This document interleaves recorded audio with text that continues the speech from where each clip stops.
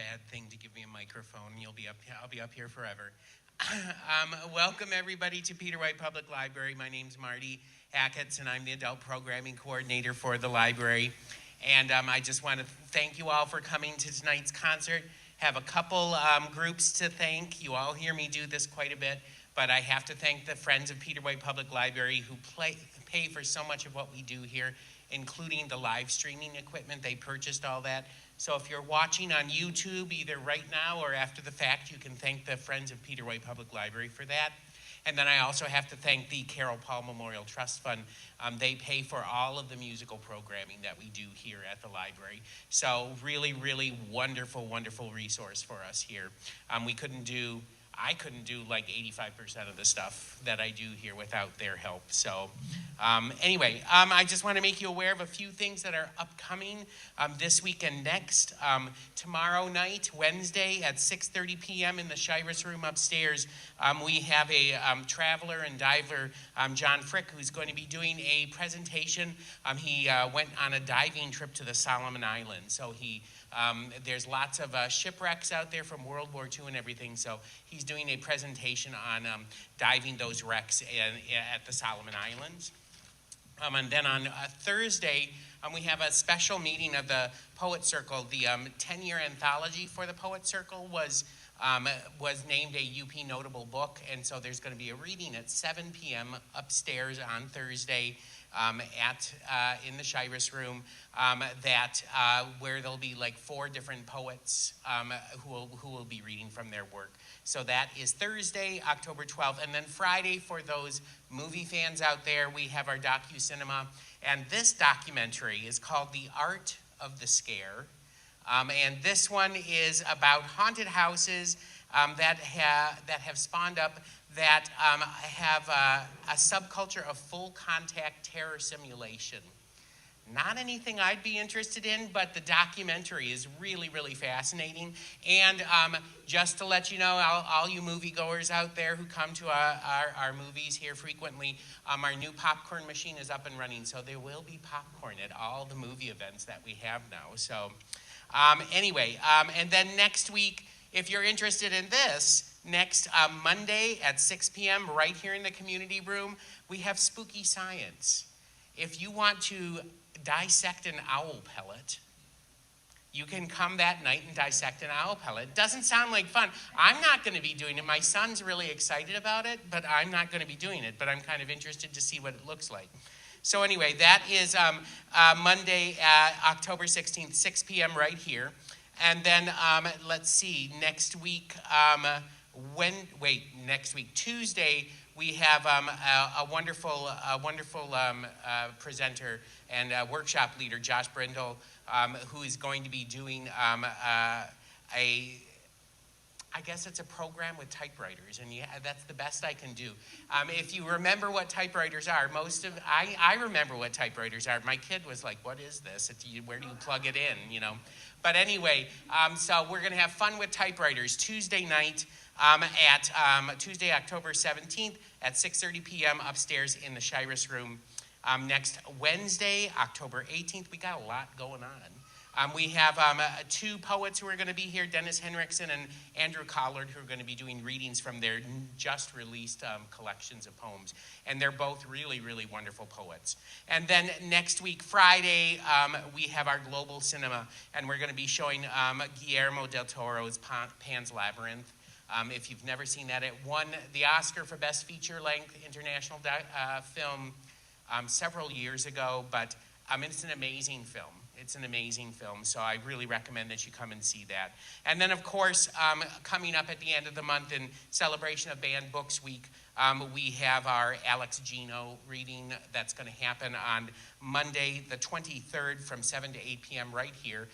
Alex is going to be reading for us virtually, but they will be up on the big screen, and they will be taking questions, but that's going to be a moderated question. So if you have a question that you want to ask Alex, you can submit it, and I'm going to be moderating that and asking those questions to Alex. But Alex is a really, really wonderful presenter and author.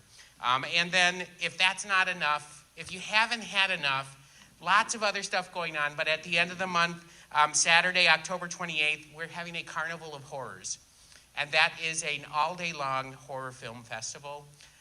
We will have popcorn, we will have costume contests, all kinds of stuff. The 3 movies, just to let you know, we're starting out with Beetlejuice, then we're going to Poltergeist, and then the last movie that day will be Scream, the original Scream, not the 2022 one that just came out. So lots of great stuff coming up. I do have the November flyers back there, so if you haven't picked up one of those and want to know what's happening in November, those are back there as well. But I'm here to introduce Sean here. So let me tell you a little bit about Sean. So Sean features songs on the Kora, which is right here, if you haven't noticed. A 21-string West African harp. And he's been a student of the instrument for quite a while. He studied under the instruction of 2 musicians at their homes in Brikama, Gambia, over many, many visits. And he has presented both adult, youth, and family programs at over 350 libraries and lots of K-12 schools, colleges, and universities and assisted living facilities throughout the United States and Canada. And he was recently awarded an artist support grant through the North Carolina Arts Council, I think it is. Is that what it is? Yeah, Council in 2023. And he's going to be using that funding to go and study in Mali, West Africa, and practice some more on the Kora. So please welcome to Peter White Public Library, Sean Gaskell.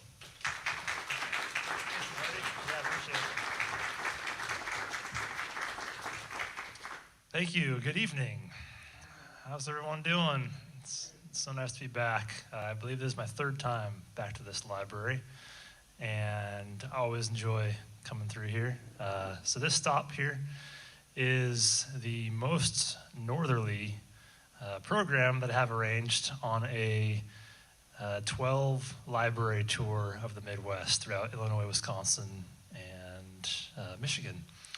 I'm based in Tacoma, Washington. So it's quite a ways away from here, but I'm really excited to be able to share the Kora with you. So most of the songs I'll share with you are learned via the 2 teachers that Marty just mentioned. Between the songs, I'll talk about some of the background and the history of the Kora. So at some point tonight, you will get to learn about how it's built, the materials that are used. I'll talk about the people who typically play the Kora and kind of how they function in society. I'll share about some of my own personal experiences that I had as a student over there. And then right before the last song, I will go ahead and open up the floor for some questions. So this first piece that I'd like to play for you, it's actually 2 songs rolled into one. The first song is called Kuruntu Kerifa. This is the very first song that was written on the Kora back in the early 1700s when the Kora first came about. And I'm going to transition into a song called Jato, which in the Mandinka language means the lion. It's typically the Mandinka people who play the Kora. They're one of 6 indigenous groups in the country of Gambia where I studied. So most of the singing that you'll hear me doing tonight is in Mandinka. So when I sing Jato, the words that I'm saying basically mean when you meet a lion in the wilderness, you should take caution.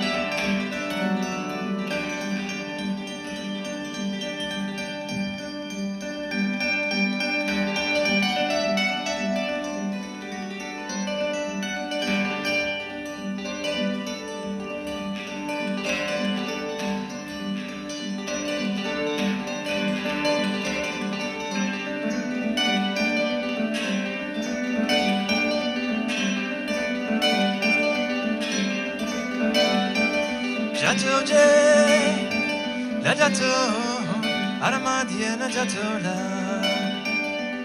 Ah, la macoma la jatoma, aramadia la jatola.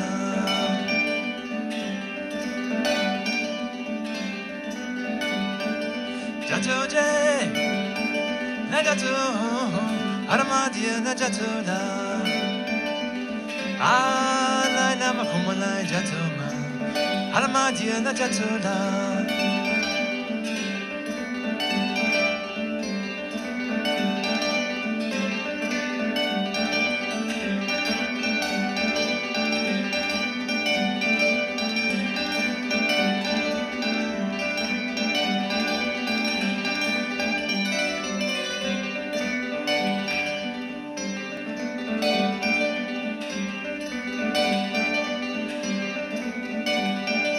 Segnaro, Janjang Bora Segnaro, Mamo, Camodima, Rima Ribasti e Camodiara Jeribara.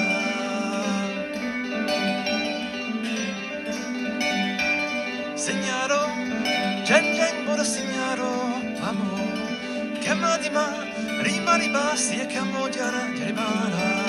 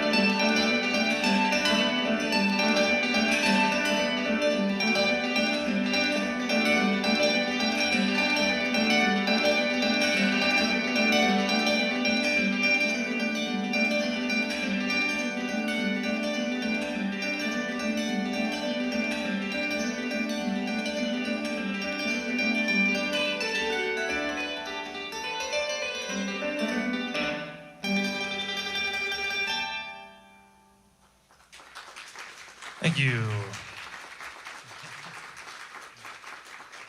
Thanks. This one is called Minyamba. And so this one is talking about when you're in a state of travel, you should be well looked after and taken care of. Minyamba.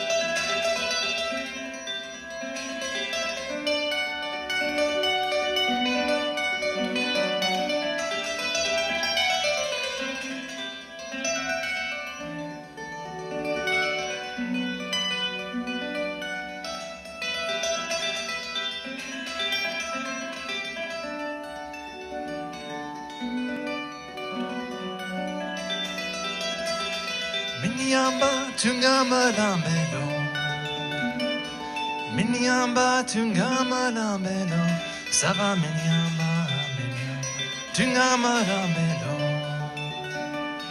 Minyamba savaye ulalela, Sava minyamba, Minyamba, Minyamba, Minyamba, Minyamba, Minyamba.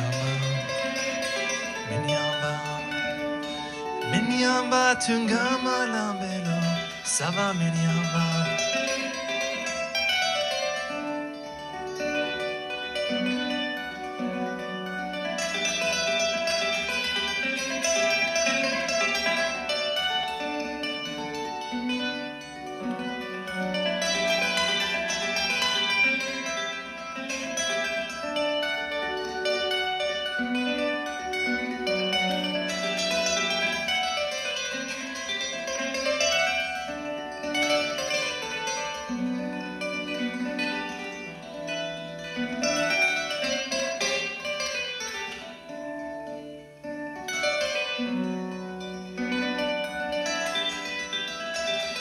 Miniamba tungama lambelo, Miniamba tungama lambelo, sava miniamba, Miniamba tungama lambelo. Miniamba savaye ulalela, sava miniamba, Miniamba. Miniamba, Miniamba tungama lambelo, sava miniamba, Miniamba.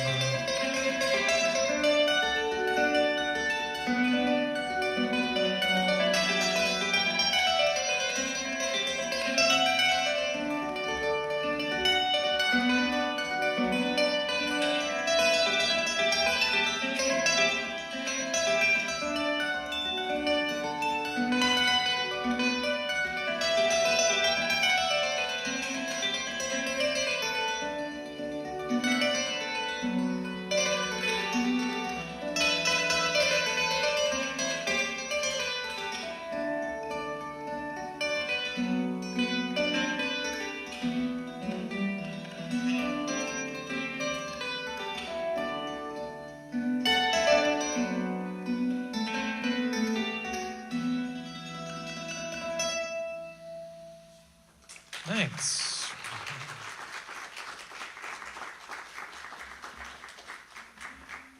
Thanks. So this one is called Amadou Sekou, and he was the president of Guinea back in, I believe, the mid to late 1700s. So Guinea is one of the other 5 countries other than Gambia where I studied, where you can find the Kora. So you have Gambia, Senegal, Mali, Guinea, Guinea-Bissau, and perhaps a little bit of northern Burkina Faso even. So there's lots of songs in the traditional repertoire that are named after former presidents. So this is one of them, Amadou Sekou.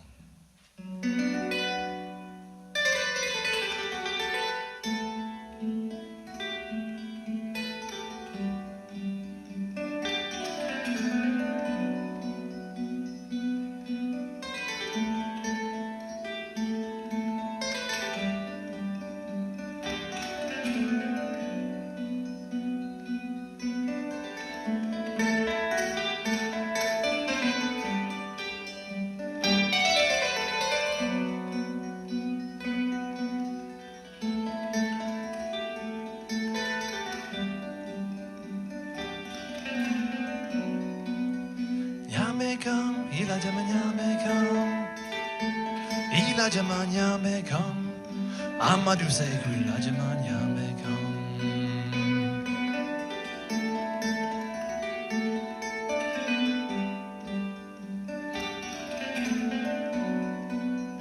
Ya mekam, ila jamanya mekam. Ila jamanya mekam. Amadou Sekou la jamanya mekam.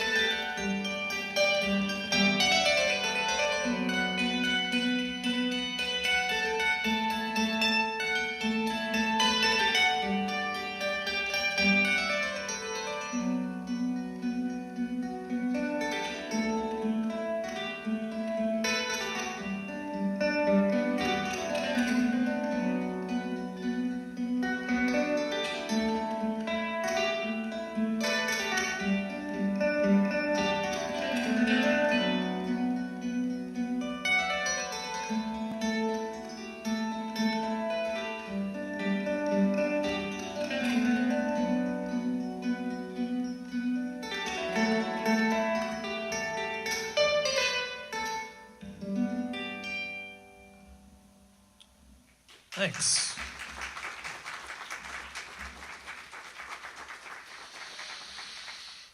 So the Kora is 300 years old. A lot of the music that you hear on it can go back much further than that. Some tunes go all the way back to the mid 13th century, right at the founding of the Mandinka People's Empire. So if you hear a song on the Kora that's older than it was probably composed on one of two other instruments. One's called the balafon, which is a wooden xylophone that's played with one mallet in each hand. And then you have the ngoni, Ngoni, and that's a lute from this handlebar here. It's probably about that long, and it's played more like a guitar. So the three instruments get played together quite a bit, just depending on which region that you're in. You don't actually see the ngoni too much in Gambia. But as you can see, there's quite a few things that go into making a kora. So down at the bottom here is a calabash, which grows very much like a pumpkin. So you pick it off the stem, take a big handsaw and cut it in half. You take out all the seeds and all the wet, gooey stuff that's in there. And it gets dried in the sun for a couple of weeks up to a month, just depending on the time of year that you're building the kora. So once it's dry, you would have to take a wet animal skin and stretch it over the open half. So that gets nailed to the backside here with upholstery tacks. It's very important to put the skin on while it's still wet, because if it's even slightly dry, it's probably going to crack, and you just have to start over again. And initially, there's a lot more animal skin than what you see here. So the way that they put it on is that they'll lay the skin flat on the ground, and they'll put the rim of the calabash down like that on top of the skin, and then they'll fold the flaps of the skin over that round sides. And so once you have some of that up there, you would take a knife and start cutting holes into your skin about where you think the upholstery tacks will land. That's so that you can string a big rope through. You'll have like a 50 or 60 foot long rope. And so the first hole you put it through, you'll tie it off to.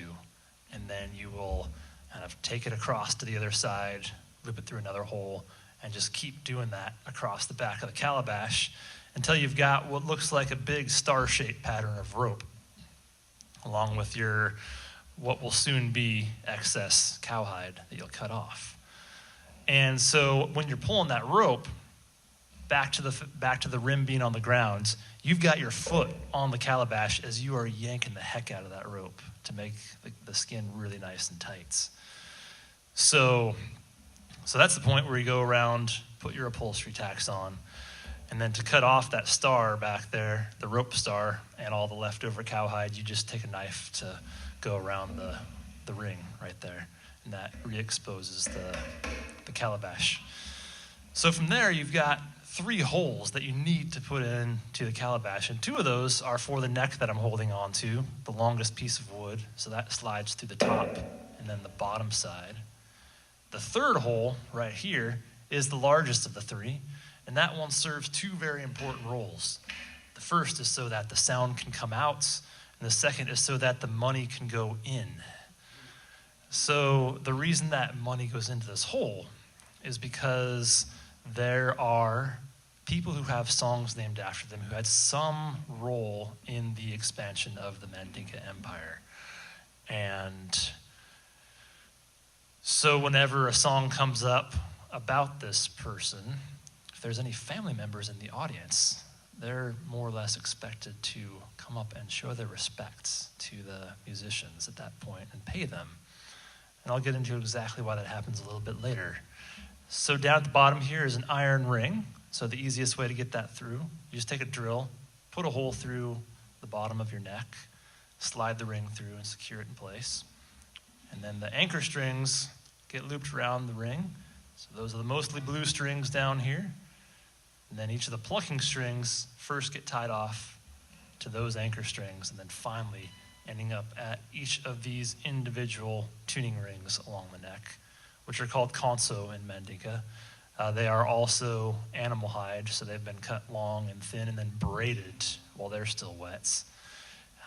And then to get each of these strings through, you'd have to take a really sharp tool, like an awl, stick it between each of the konso and the neck, to give you enough space to slide the string through one time.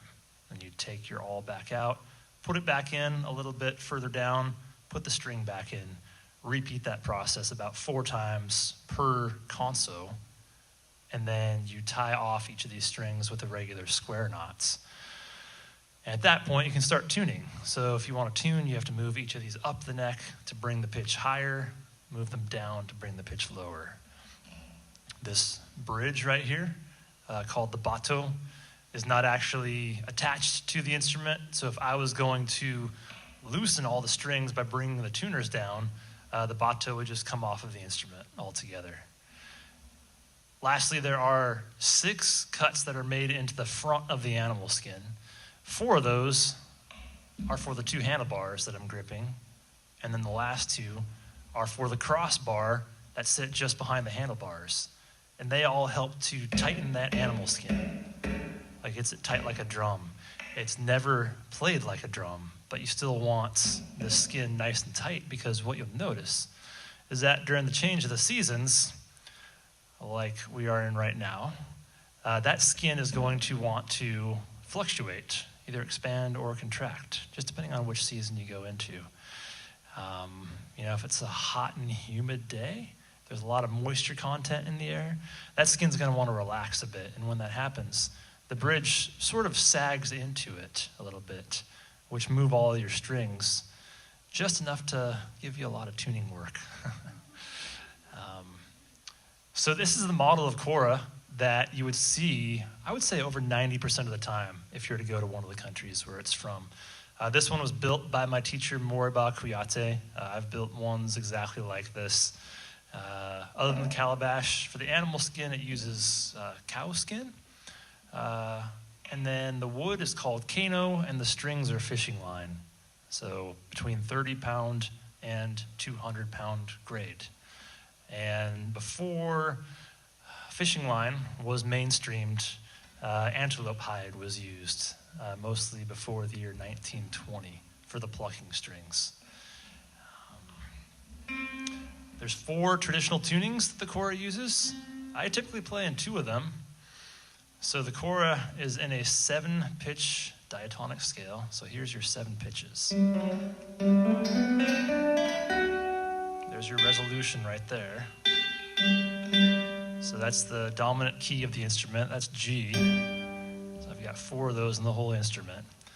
So going back and forth between the 2 tunings that I usually play in, I take the 4th scale degree, that one right there. There's 2 of those on the instrument. And I have to bring them up a half step.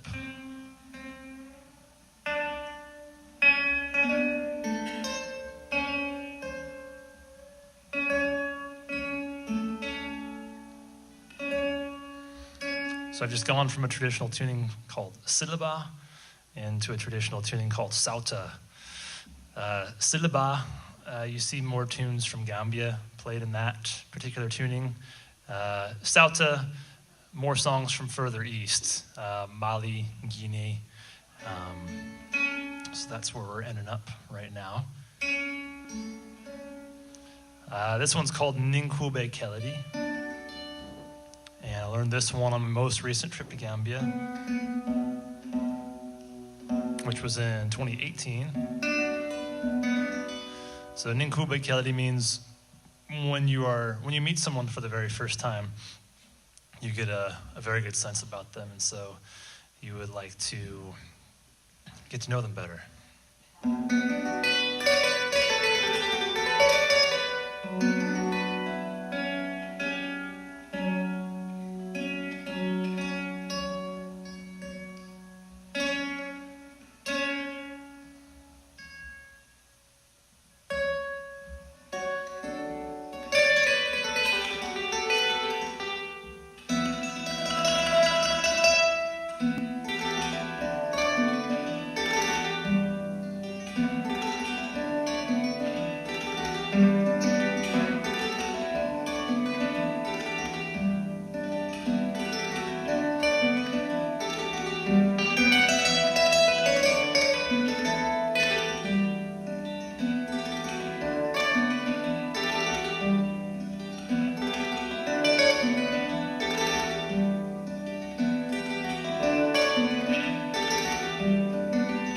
Ninkume Kennedy, Ninkume Nyalemo, Ninkume Kennedy, Ninkume Nyalemo, Tulomba Sobe, Laila Hailala, Tulomba Sobe, Laila Hailala.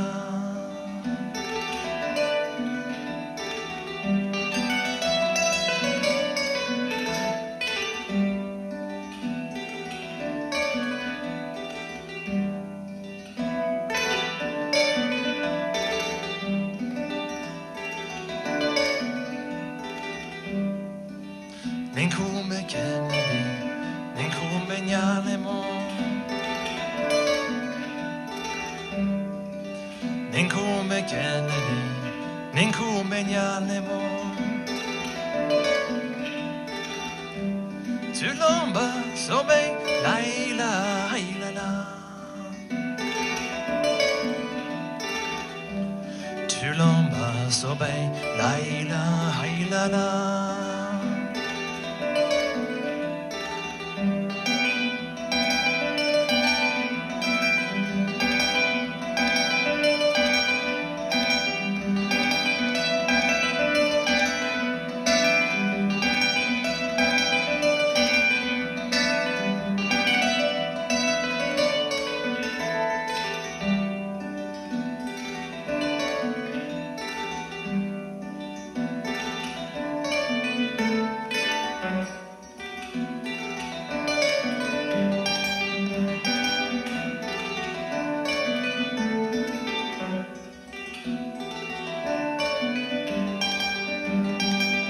Ninkume Kennedy, ah, Ninkume Kennedy, ah, Ninkume Kennedy, ah, Ninkume Kennedy, ah.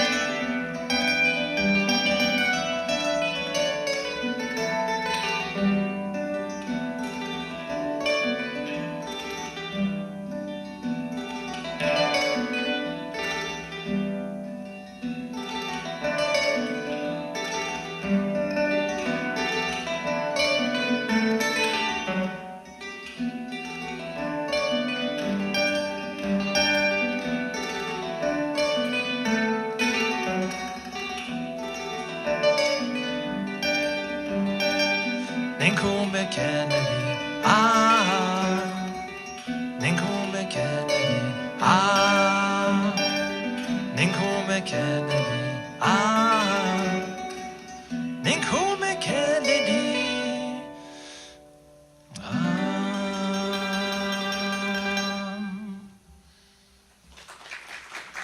Thanks.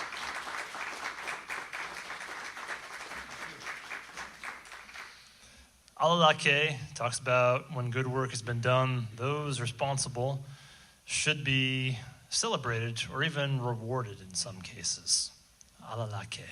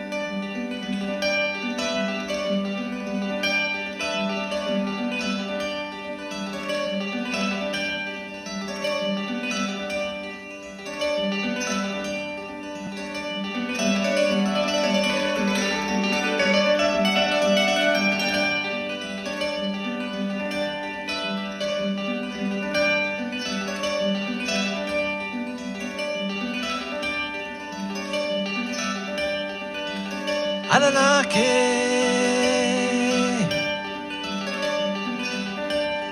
Silajo make Kolme Usamahine Arabaro Jotebaira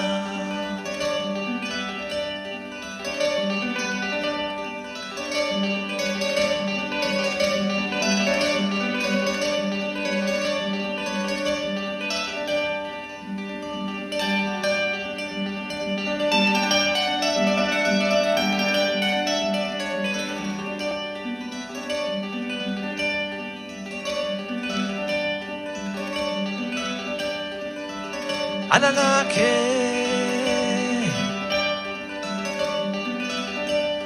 Silajo make Kulame Ulabahile Arabaro Jotebaila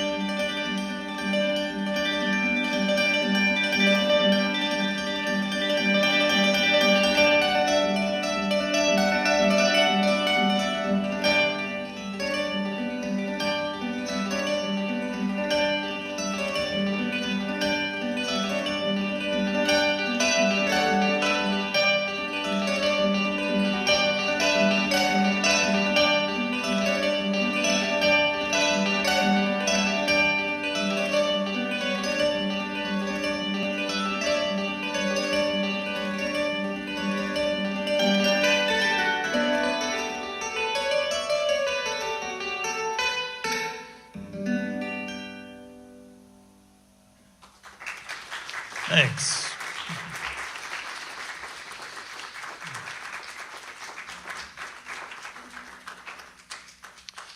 This is a love song called Nsumbu. I learned the words to this song from my teacher's daughter, who was 11 at the time. And I'd never heard the song sung this way in any performance or recording that I had heard.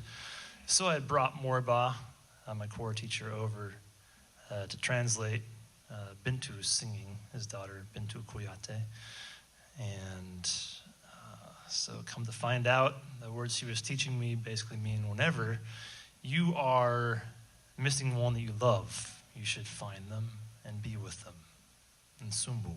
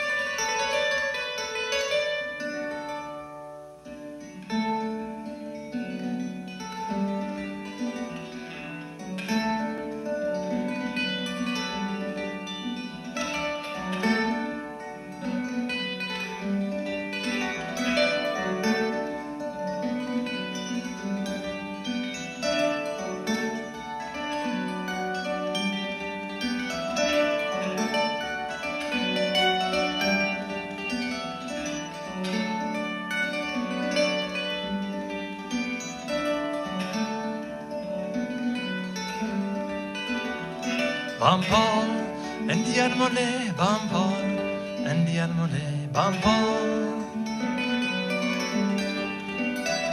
Bampol, Indian mole, Jesus omgila ila Indian mole, Bampol, Bampol, Ndiarmole, Bampol, Ndiarmole, Bampol, Ndiarmole, Jesus Somagila, Ilan, Ndiarmole, Bampol, hey, Bampol, Ndiarmole, Bampol, Ndiarmole, Jesus Somagila, Ilan, Ndiarmole, Bampol.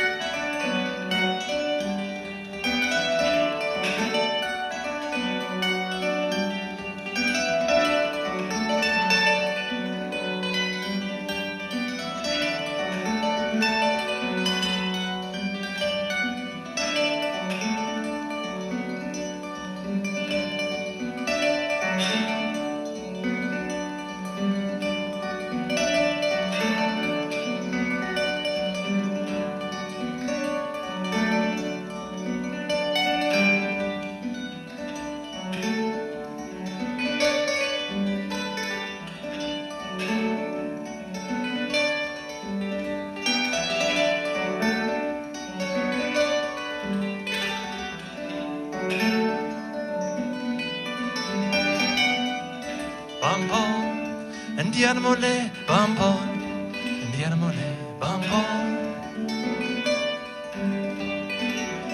Bampol, Ndiarmole, Jesus Somagila, Ilan, Ndiarmole, Bampol, Bampol, Ndiarmole, Bampol, Ndiarmole, Bampol, Ndiarmole, Jesus Somagila, Ilan, Ndiarmole, Bampol. Hey, Bampol, Ndiarmole, Bampol, Ndiarmole, Jesus Somagila, Ilan, Ndiarmole, Bampol.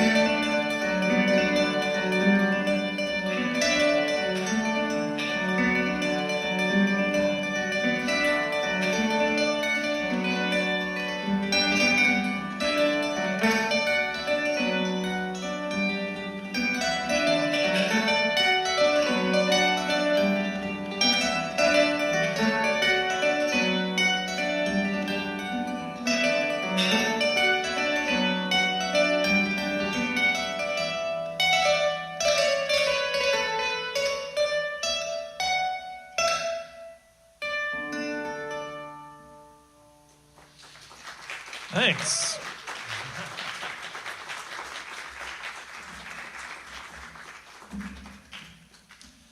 So, the people who typically play these in Gambia, as well as Senegal, Mali, Guinea, Guinea-Bissau, are usually of the Mandinka indigenous group.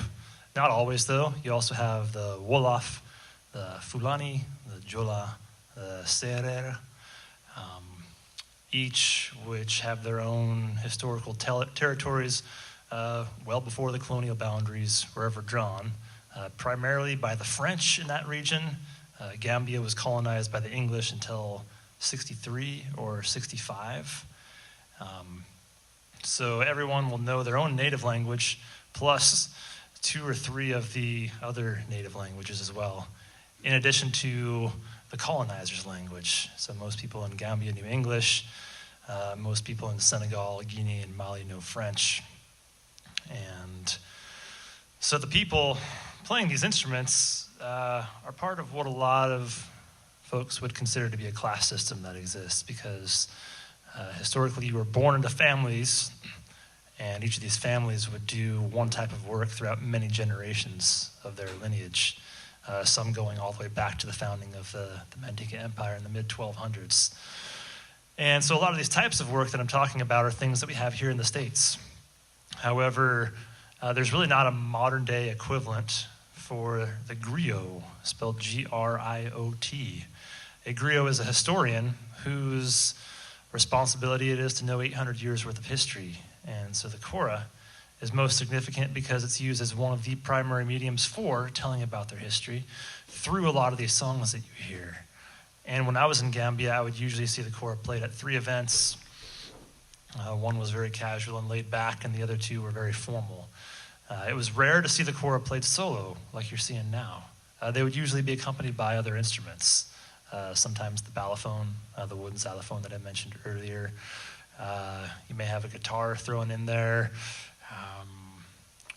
Typically, you'd find men playing the instruments, and women would be singing.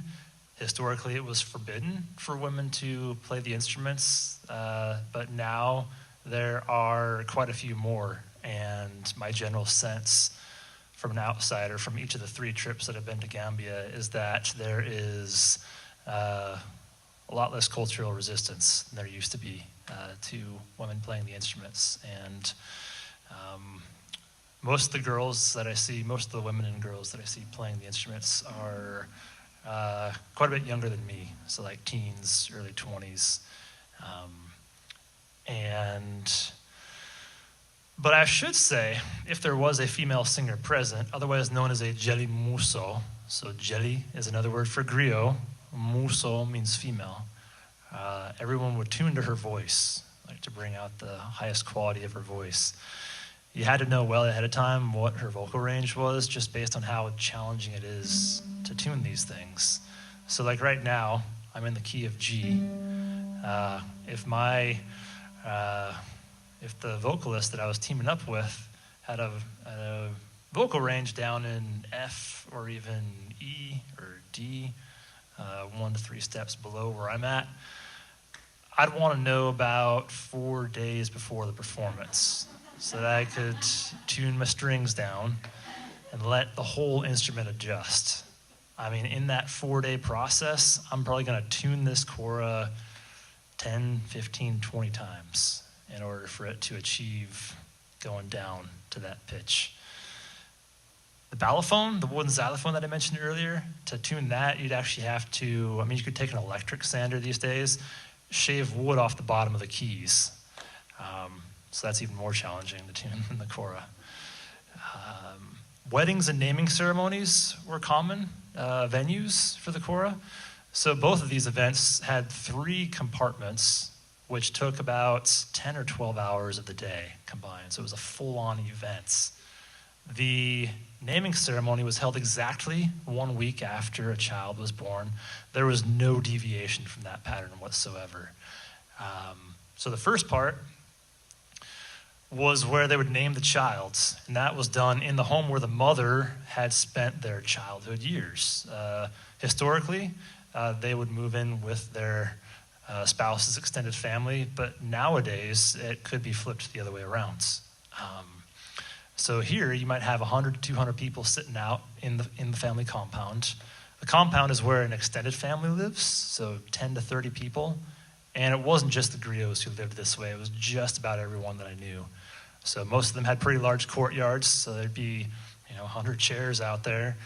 And so here'd be a griot on a bullhorn saying praise for the newborn, for the family, kind of wishing for good health and wellness. And they'd be coordinating amongst the audience who, the chairs might be out in rows like this. So you may have a couple people in the front row kind of turn around to a few people in the back, and they would just be chatting amongst themselves for a little bit to discuss name possibilities. So this naming was a very communal process, and whoever wanted to have a say in what the name of the newborn child would be, they could. They'd have to get up and walk up to the griot on the bullhorn to talk about it. But this is how it was done. They would deliberate and give a lot of consideration for the next hour and a half or so. Just a lot of people coming back and forth, and eventually a consensus was reached. And so once it was announced over the bullhorn, that was the name of the child. And so they'd move on to the feast. So you'd have the food start coming out in these large aluminum bowls. And this is how food was served day to day, not just at a special event. So you'd sit around one with 6 to 7 other people. Eating, you'd do that with your right hands. You could use utensils. They're readily available. I found it easier to use my hand based on how the food is served. So if you were to look in a bowl, you'd see at the bottom cooked white rice that was saturated in palm oil, so orange or red, just depending on the time of the year that the palm fruit's harvested from the tree. And then over the top of that was the vegetables like carrots, cabbage, eggplant, cassava, leeks, tomatoes, onions, things like that, just depending on the traditional dish. There are many traditional dishes that used only some of those vegetables and had kind of a sauce, if you will, with some spices we're familiar with, but others that we've never seen here before. And then over the very top was your meats, and that was usually chicken or fish. Occasionally you would have beef or goat brought out, namely for events and holidays that are in line with the Muslim traditions, like Ramadan and Tabaski. So you'd have beef or goat for those. And so once the bowls came out, you just kind of mixed and matched whatever looked appetizing. The most important thing that I found was that whatever your final product was, the last thing you would do is to mix it in with some of that palm oil saturated rice, and you kind of create a little sticky ball out of it so that when you transfer it to your mouth, stuff doesn't fall out along the way. So when you get to the evening part, that's usually when the music would come out. So sometimes it may be kind of a simple ensemble, a Kora player, a jelly muso, maybe even a couple Kora players and a balafon and a jelly muso. If a jelly muso wasn't present, you may have the Kora player singing. And unlike the actual ceremony during the day, you didn't have to have an invite from the host family to come hear the music. So if you heard it from wherever you were, if you were in someone's compound next door or even a few down the way, and you heard it, you could just come in, and the family would welcome you in, which really worked out to the advantage of the band because they really have to engage the audience in order to earn their living as musicians. So the way this works is that eventually they're going to come across a song that's about a particular person. This person probably passed away a few hundred years ago, if not more. So the melody is going to go on for 10, 15 minutes, this whole segment, while the singer starts talking about the person that the song is for. They'll go to their origins and say where they're born and kind of talk about their life and how their contributions led to that family's trajectory and how that influenced where people in that family are now. So 15 minutes of just melody in the background while the talking is going on. And so at the end of this talking, the singer comes back, metaphorically, to go fishing into the audience to see if there's anyone out there related to the person that the song is for. So here they're saying, so anyone that's related to who I'm sharing about now, based on what I shared with you about your family, if any of you are out there, I'd like for you to please come up and show your respects in the form of a cash payment. So usually without fail, you would see 3, 4, 5 people stand up, walk towards the musicians. You know, some people would be reaching into their pants pockets, a purse, coat pocket, whatever, to grab any cash that they may have. They could walk right up to the Kora player and just start putting money into the calabash, into the sound hole. Some audience members would get really ambitious and walk up to some of the other band members who could be working up a good sweat. Because in some cases, you may have some guitarists, even electric guitarists, like a drummer, like a drum that you would see in a jazz band, maybe, or a rock band. So you may have someone walk up to one of them and paste some currency onto their forehead, and it would just kind of stick there because they're sweating so good. Someone else may get a cap removed and stuffed full of cash, and it'd be placed back onto their head, and you kind of see the cash coming out beside their cap, down by their ear. So it's a varied, it's not how we get to typically experience musicians getting paid here in the States. But the reason that it happens this way is really because the people value the fact that The griots are the safekeepers of the history. Like a griot can ask for someone's last name and tell them about 800 years worth of their family lineage. And all this information has just been passed down generation to generation. And the people want to see that the culture is preserved for years to come, and they feel that the griots they should be continued to be financially supported for being the safekeepers. So I'm hoping that you all can help me out with this next song. It's called Tira Makan, and it's an 800-year-old tune about Tira Makan Traore, and he helped to gather people together that would then go out and fight some of the first battles towards the Mandinka Empire expansion. So there's a call and response. I'm going to sing the call line, and then we'll sing the response together. So there's only one response, and it's 3 words in Mandinka. Translated, they mean, the enemy was not successful at piercing Tira Makan with a sword. Loose translation, but that's what it's getting at. So for starters, could you please say after me each of the 3 words, one at a time? The first word is Susa. Second word, Rejo. And the last word is the name of the person who the song is for, Tira Makan. Tira Makan. Good. Now say, Susa, Rejo, Tira Makan. Good. So now, I'm going to sing that to you, and I'd like you to go ahead and sing it right back to me, and we'll just pass it back and forth to each other for a little bit. Goes, Susare jo tira makan, Susare jo tira makan, Susare jo tira makan. Susare jo tira makan. Good. So that's the response. There's 3 call lines to lead us into that. So the first bit is muru yebang tira makan. So that one is the enemy tried to pierce Tira Makan with a sword. So we respond to that with Susa Rejo Tira Makan. I'll say Keleke Muru Yebang Tira Makan. So Keleke is a person, basically saying the sword is imminent. We respond again, Susa Rejo Tira Makan. The last call line I repeat twice, and we'll respond to that twice. So 1 on, 1 off, 1 on, 1 off. So that one is Ifa Tira Makan, Iba Tira Makan. So it's the father and mother of Tira Makan, wish for his safety. And let's try it. It goes.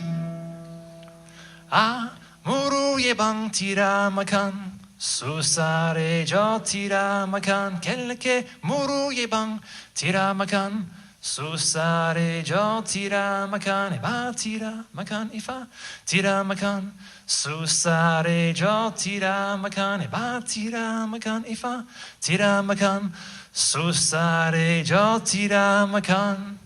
Good. All right. So we'll put it together with the Kora now for Tira Makan.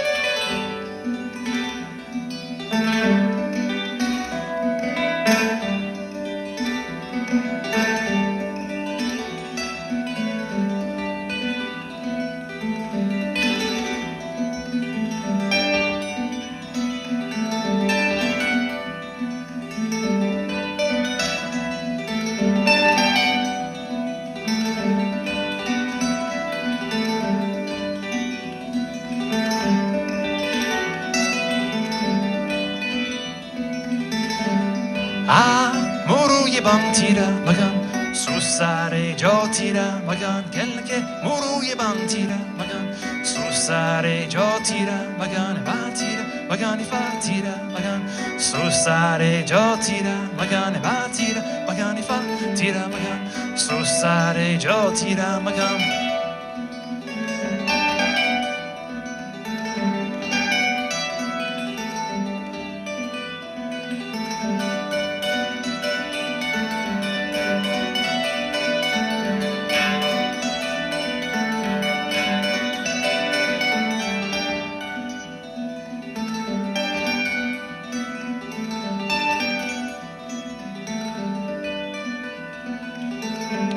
Amoro ibang tira magan, susare jotira magan, kelke muru ibang tira magan, susare jotira magan, batir magan ifa tira magan, susare jotira magan, batir magan ifa tira magan, susare jotira magan.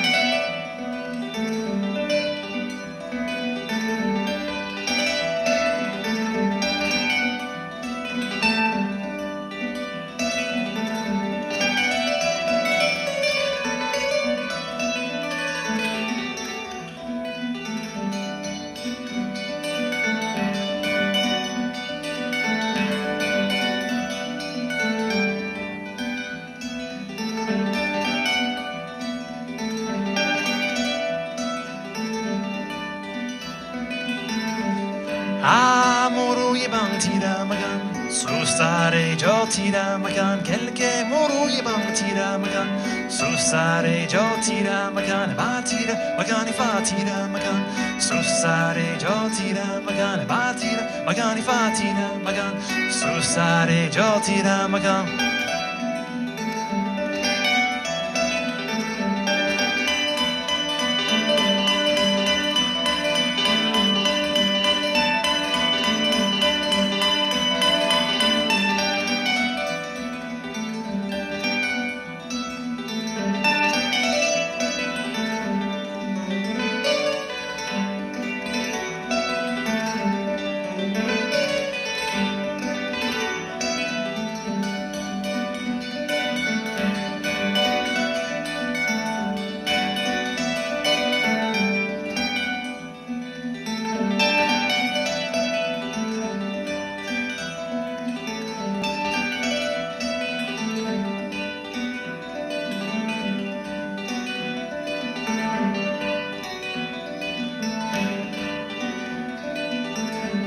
Amoro ibang tira magan, susare jotira magan, kelke moro ibang tira magan, susare jotira magan, batira magan ifa tira magan, susare jotira magan, batira magan tira magan, susare jotira magan.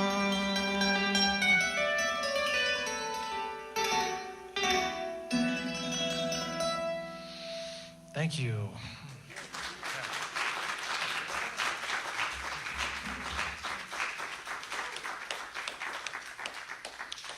That was great. That was awesome, in fact. I wish I could take you all on the road with me. So I got into the Kora back in 2006. I stumbled across it, literally, at a live performance in my hometown of Olympia, Washington, which is where I lived for almost 30 years. And so that night, I heard Kane Mathis perform. He was a foreign student of the instrument like myself. I believe he was born in Chicago, lived in Seattle for about 10 years, and is now in Boston, New York, one of the two. And so I talked with him after the show. I figured out he was willing to teach. So at that moment, I made the decision to transition from being a lifelong clarinet player to the Kora. Not the most common transition from one to the other. So I gave up a woodwind for a string. Never plucked a string instrument at that point in my life. And I would say the Kora, even though you're only using 4 fingers to play, thumbs and index, it's by far the most challenging instrument that I've ever tried to learn how to play. Everything about it is really challenging. And so I don't think I really appreciated the challenges that were ahead at that point. In hindsight, I'm very glad that I stuck with it. It's an absolutely gorgeous instrument, and I studied with Kane for about a year and a half, going up to his place once every couple of months. And then in 2008, I went back to finish up my undergraduate work. And so through my school, for the first trip to Gambia, I was able to get a study contract to go over and earn credit towards my music degree. And so Kane put me in touch with the two teachers in Gambia who I studied with, because he had been with them before. So he basically just said, here's Morabah's phone number. Give him a call, introduce yourself, and see what he says. So I said, hey, Sean, hey, Morabah, my name's Sean, and I've been studying with Kane a little bit, and I'm interested in coming to learn Kora from you. Is that something you'd be able to do? And he said, yes, that sounds great. Just let me know whenever you have your plane tickets, and we will pick you up at the airport and take you home. So they did just that. I mean, looked after me in every possible way you can think of. Between Morabah Kuyate, my primary teacher, and his father, the late Malamini Jabate, who passed away between my 2012 and 2018 visits, I would receive between 4 and 8 hours of instruction per day. So morning lesson, afternoon lesson, evening lesson, practice in between, and just hanging out with the family when I'm not involved in any of those. And or even when I was, family would be around, just kind of hanging with me, singing. I'd have children coming up and sitting beside me as I was rehearsing. And so it was really just a life experience, all 3 visits, and I'm really looking forward to going back to the continent about a month and a half here.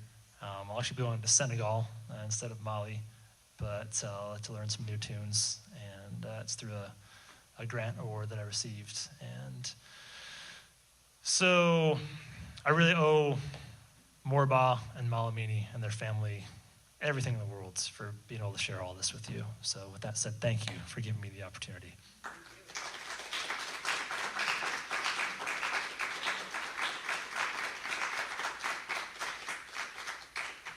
So I'm going to go ahead and wrap up with one more song. When I'm done, I'm going to unplug this and turn it around and put it right up on the front of the stage there. So if you want to come take a closer look at the instrument, you are more than welcome.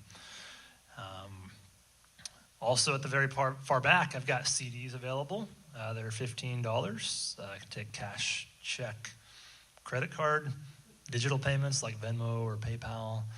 If you want to pay with cash or check, there's a small plastic tub right next to the briefcase with the CDs, kind of back where Marty's sitting back there. So you can just put cash or check in there. You don't need to come see me if you want to go that route. For credit card or Venmo or PayPal, I've got an app on my phone called Square that will work through, so come see me if you want to go that way. On the same table, there's an email list. If you sign up for that, I'll let you know the next time that I'm around for a show. You can also go to my website. My tour schedule is posted there, seangaskell.com.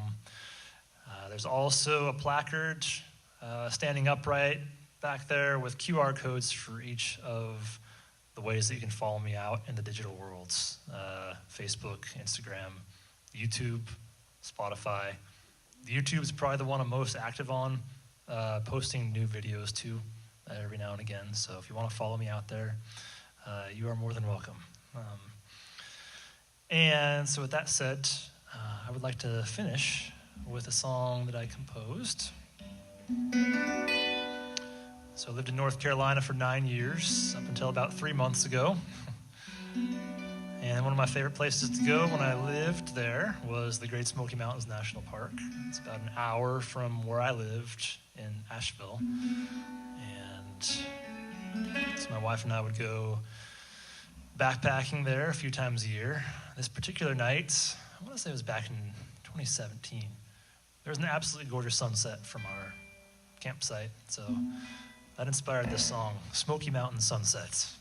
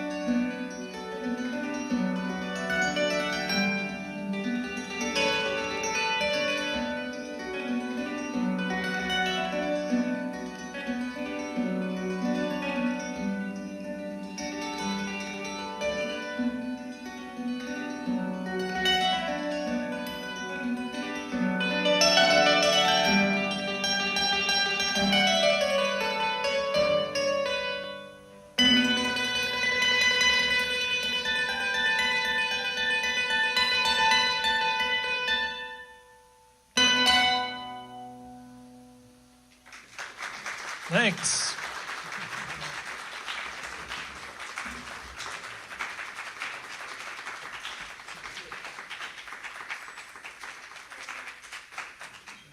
Thanks so much for coming out. Hope you enjoyed it. Hope to see you next time.